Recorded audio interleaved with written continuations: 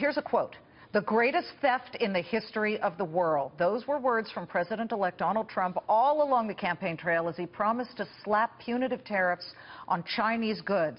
Is a trade war looming between the world's two biggest economies? And what does that mean for Chinese stocks you might want to own or buy?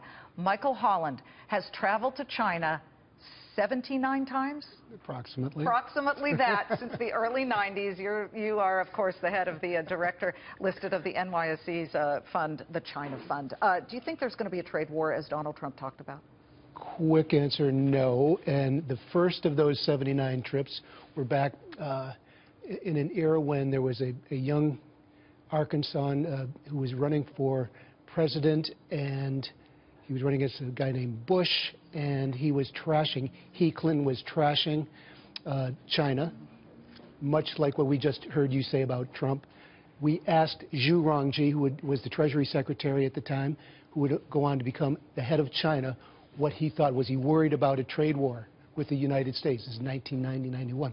He said, no, when your politicians run for president, they say all kinds of things. We know it isn't the real world. Well, if people are interested in buying, or they own them right now, these Chinese stocks, everything from Alibaba or Baidu or Sina, China Mobile, many of these names are in the China Fund that your team runs.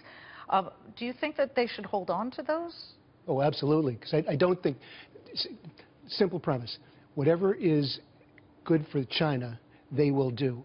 Their self-interest is maintained by having a decent trade relationship with the U.S. They want to keep their people employed. They want to keep their economy going. They have no interest in destroying their economy because they'll have a revolution and they will lose employees and they will lose jobs and they will get killed. Right now, you get to witness what could be another all-time record closing high for the Dow Jones Industrial. Yes, from your lips to God's ears. Yeah. How long does it continue?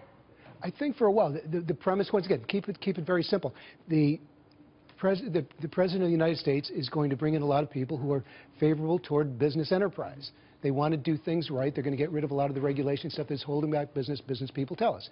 And so I think at the end of the day, this is really good for the economic prospects for companies in the United States. It's pretty straightforward. But are you surprised by this two-day rather significant rally after futures dumped out in the middle of the night on election night morning by 800 points for the Dow? Yeah, limit down. The limit down was stupid. Stupid. We talked in 2008. That was stupid also. Guess what? You get to witness the confetti. You got the record here. Mike Holland gets to see it. The Dow closes not at the highs of the session, but up 215 points at 18,801. Great to have you, Mike.